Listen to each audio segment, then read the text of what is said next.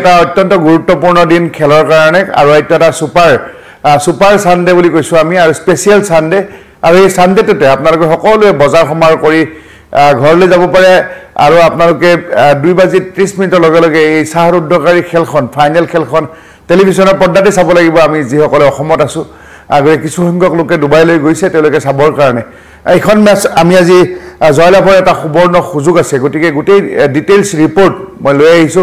কাৰণ যি সময়ত 2000ত আমি কিউই বাহিনী নিউজিলেণ্ডৰ হাতত পৰাজয় বৰণ কৰিছিলো সেই সময়ৰ খবৰ আমাৰ হাতত আছিল তেতিয়া আমি এই মেচখন চাই আছিলো ৰিপৰ্টিং কৰিছিলো আৰু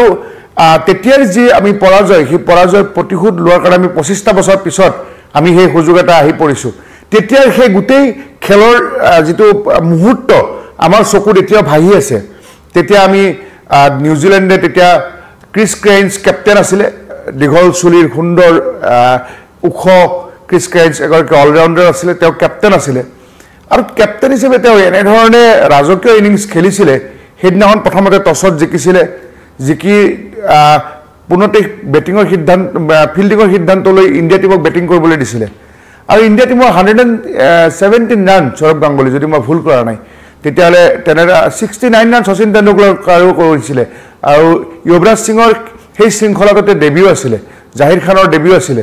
আৰু বিজয় দাহিয়াৰ ডেবিউ আছিল তাত বিনোদ কামলি সেই টিমৰ আছিল ৰাহুল দ্ৰাবিড় আছিল খুব ভাল এটা টিম আছিল আমি ফাইনেল খেলিছিলো তেতিয়া আৰু ফাইনেলৰ ৰান 260 কিমান আছিল তেতিয়া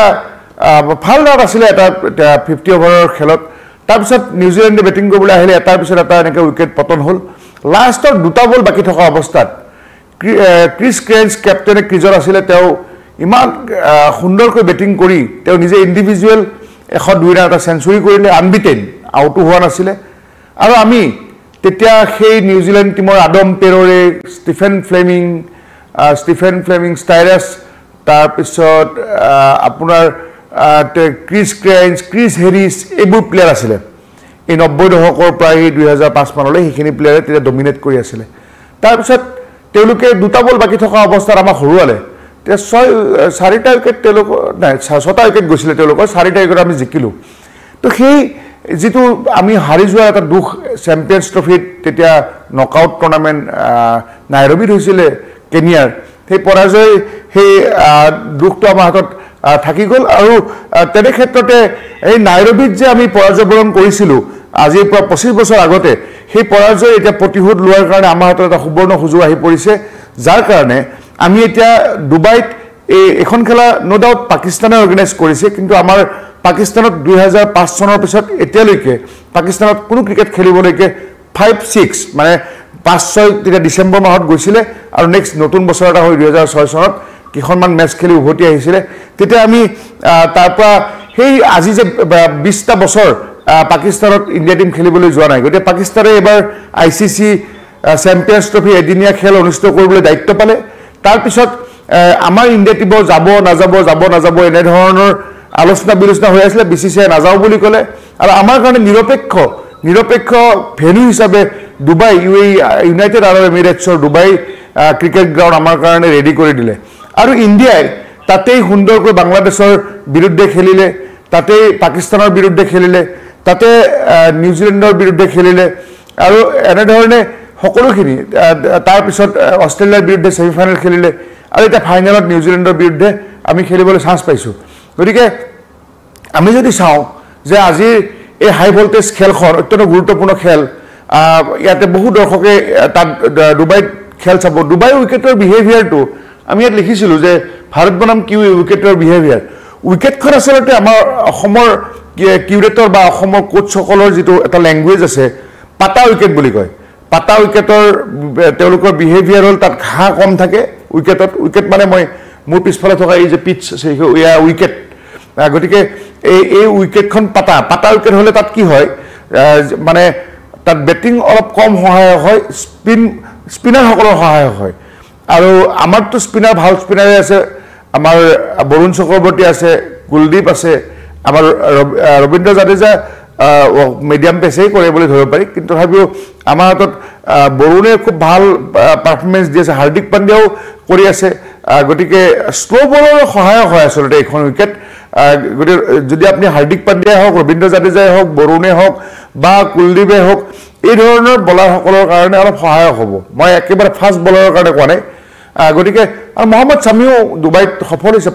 তেওঁ 5টা উইকেট পৰ্যন্ত পাইছে গতিকে এখন মেচতো নিউজিলেণ্ডৰ এগেইনষ্টতে লাষ্ট বৰুণ চক্ৰৱৰ্তী 5টা উইকেট পালে গতিকে আমাৰ টিমটো এটা টোটেল টিম আমাৰ বেটছমেনসকল শুভমন গিল ৰোহিত শৰ্মা তাৰপিছত বিৰাট কোহলি আহে কে এল ৰাহুল আছে শ্ৰেয়াছ আয়াৰ আছে তাৰপিছত আপোনাৰ ৰবীন্দ্ৰ জাদেজা আছে হাৰ্দিক পাণ্ডিয়া আছে গতিকে আমাৰ 6 নম্বৰ মানলৈ বেটিঙে আৰু তাৰপিছতো অক্ষৰ পেটেলো বেটিং কৰে তেওঁ আহে ওপৰত আহে অক্ষৰ পেটেলো আছে তাৰপিছত ইফালে তলৰ ফালে মহম্মদ ছামিহঁতেও বেটিং কৰিব পাৰে আগতে এইটো আমি জৱাগল শ্ৰীনাথ যেতিয়া ভেংকটেশ প্ৰসাদ বা ভেংকটপতি ৰাজু তেতিয়া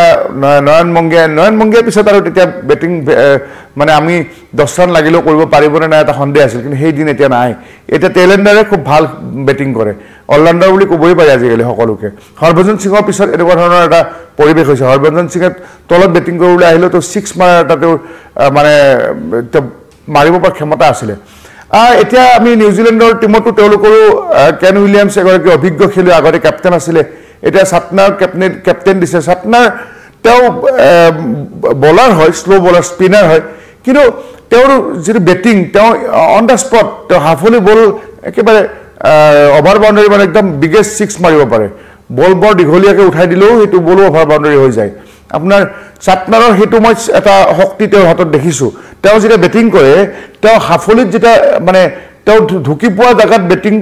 মানে বলটো যদি দিয়ে তেতিয়াহ'লে তেওঁ সেই বলটো তেওঁ মাৰিবই আৰু মাৰিলেওতো কেটচ নহয় গৈ একদম অভাৰ বাউণ্ডাৰী পায় এইটো সাতনাৰ এটা বিশেষ লক্ষণ মই দেখিছোঁ আৰু সেইকাৰণে হয়তো তেওঁক এই অভাৰ বাউণ্ডাৰী মাৰিব পৰা বাউণ্ডাৰী মাৰিব পৰা ক্ষমতাৰ কাৰণে হয়তো তেওঁক কেপ্টেইনশ্বিপ দিছে কাৰণ বলাৰ হিচাপে তেওঁ ভাল নহ'লেনো আৰু আপোনাৰ কেন উইলিয়ামছৰ পৰা কিয় কেপ্টেইনশ্বিপ কাটি লৈ যায় গতিকে এইবোৰ দক্ষতা চাই কিউই ক্ৰিকেট এছ'চিয়েশ্যনে হয়তো নিউজিলেণ্ডৰ তেওঁক দিছে এই দায়িত্ব আজি খেলখন ভাল হ'ব দুইটা টিম বেলেঞ্চ টিম লাথামো এগৰাকী ভাল তেওঁলোকৰ বেটছমেন গতিকে তেওঁলোকৰ বলাৰসকলো ভাল অলৰাউণ্ডাৰ আছে বেটিঙত আছে গতিকে একেবাৰে মানে সন্মুখৰ পৰা নেতৃত্ব দিয়া যিটো সাতনাৰ আছে মই ক'লোঁ তেওঁ হয় তলত বেটিং কৰিবলৈ আহে কিন্তু তেওঁ যিমান নম্বৰলৈকে বেটিং কৰে সিমান নম্বৰলৈকে আপুনি জয়ৰ সম্ভাৱনা এটা থাকি যায় যদি বেটিং ৰান চেছ কৰে গতিকে লাষ্ট মেচতো তেওঁলোকৰ অৱস্থা নাছিলে তথাপি ইণ্ডিয়াৰ বিৰুদ্ধে তেওঁ মাৰিছিলে অকণমান ৰানটো ক্ল'জ কৰিছিলে গতিকে আজি এখন ভাল খেল আমি 2013ত ইণ্ডিয়া টিমে আমি জিকিছিলোঁ লাষ্ট ICC চেম্পিয়নছ ট্ৰফি এডিনিয়াত 2013ৰ আমি চেম্পিয়ন হৈছিলোঁ 17ত কিন্তু আমি পাকিস্তানৰ লগত হাৰিছিলোঁ আৰু সেই হাৰা মনৰ দুখটো আছিলে 2017 চনত 13 চনৰ পিছত আমি জিকা নাই এটা যুগ 12 বছৰ পিছত আমি আকৌ এবাৰ চেম্পিয়নছ ট্ৰফিত চেম্পিয়ন হোৱাৰ এটা চান্স পাইছোঁ সেই চান্সটো ইণ্ডিয়া টিমৰ ৰোহিত শৰ্মা বাহিনীয়ে ল'ব আৰু বিৰাট কোহলিয়ে দেখিছে সেইদিনাও এটা চেঞ্চুৰী ওচৰত গৈছিলে এগেইনষ্ট পাকিস্তান আমি চেঞ্চুৰী পাইছিলে বিৰাট কোহলিয়ে গতিকে আজিও তেওঁ ফাইনেলত ভাল খেলে আজিও খুব ভাল খেলিব বুলি আশা কৰা হৈছে আজি ৰোহিত শৰ্মা এটা ডাঙৰ ৰান পাব শুভমন গিলৰ বিটতো ৰান আহিব বুলি আশা কৰিছে বাকী অকণমান আগবঢ়াই দিয়াটো শ্ৰেয়াছ আয়াৰটো গৈছে এটা অৰ্ধশতক আছেই অক্ষৰ পেটেলো খুব ভাল বেটিং কৰি দলটোক আগুৱাই লৈ যায় বাকী এইফালে মাৰমুখী বেটিংটো হাৰ্দিক পাণ্ডিয়াই কৰেই ৰবীন্দ্ৰ জাদেজাই বেটিং মানে ইমান মাৰি খেলিব পৰা সুবিধা এটা পোৱা নাই কাৰণ তেওঁৰ বেটিং ষ্টেণ্ডটো অকণমান তলত যিয়ে নহওক ভাৰতীয় দলটো এটা খুব দক্ষ দল আৰু এই দলটোৱে এবাৰ চেম্পিয়নছ ট্ৰফি ডুবাইত চেম্পিয়ন হ'ব আৰু তাৰপিছত IPL আহিব IPL লগে লগে ষ্টাৰ্ট হ'ব 10টা দিন পিছত গতিকে এটা খুব ক্ৰিকেটৰ মুহূৰ্ত আৰু ক্ৰিকেট জ্বৰ আজি আক্ৰান্ত হৈছে গোটেই সমগ্ৰ ভাৰতবৰ্ষবাসী আৰু সেইকাৰণে মন্দিৰত মছজিদত গীৰ্জাত সকলোতে সেৱা প্ৰাৰ্থনা চাকিবন্তি কেণ্ডেল দোৱা এনেধৰণৰ চলি আছে অৱশ্যে সেইবোৰ সকলোৰে মনৰ সমৰ্থকৰ এটা যিটো আশা আকাংক্ষা এইটো প্ৰতিফলিত হয় আজি আমি গুৱাহাটী মহানগৰীতো দেখিছোঁ আমাৰ কেইবাজনো সতীৰ্থ সাংবাদিকে বাতৰি সংগ্ৰহ কৰি আছে আমিও ইয়াৰ পিছত কেইবাজনো আমি ৰঞ্জী ট্ৰফি প্লেয়াৰৰ সৈতে আমি এই ক্ৰিকেটক লৈ আমি আলোচনাত বহিম আপোনালোকে চাই থাকিব নিউজ 18 অসম নৰ্থ ইষ্ট গতিকে ক্ৰিকেট অনুৰাগীৰ আজি যথেষ্ট আশা যে আমাৰ ৰোহিত শৰ্মা বাহিনীয়ে সাতনাৰ বাহিনীক কিউই বাহিনীক পৰাস্ত কৰিব আৰু আমি প্ৰায় 12 বছৰ এটা যুগৰ পিছত চেম্পিয়নছ ট্ৰফি এডিনিয়াৰ আমি হাতত তুলি ল'ব পাৰিম গতিকে আমি টিম ইণ্ডিয়াক শুভেচ্ছা জ্ঞাপন কৰিছোঁ আৰু আপোনালোকে চাই থাকিব পৰৱৰ্তী সময়ত আমি আকৌ আমি কেইজনমান অভিজ্ঞ জুনিয়ৰ ইণ্টাৰনেশ্যনেল আমাৰ অসমৰ প্লেয়াৰৰ সৈতে আমি ইণ্ডিয়া নিউজিলেণ্ডৰ শক্তিৰ ওপৰত তেওঁলোকৰ সৈতে আমি লাইভৰ যোগেতে আলোচনা কৰিম আপোনালোকে খেলৰ লাইভ পালে পুনৰ আপোনালোকে সেই লাইভ চাব আজি এই বাতৰিটো আপোনালোকে শ্বেয়াৰ কৰি দিব কমেন্ট কৰিব পাৰে মতামত জনাব লাইক কৰিব আৰু আকৌ অকমান পিছত আপোনালোকৰ ওচৰলৈ আহিম এতিয়া এইখিনিতে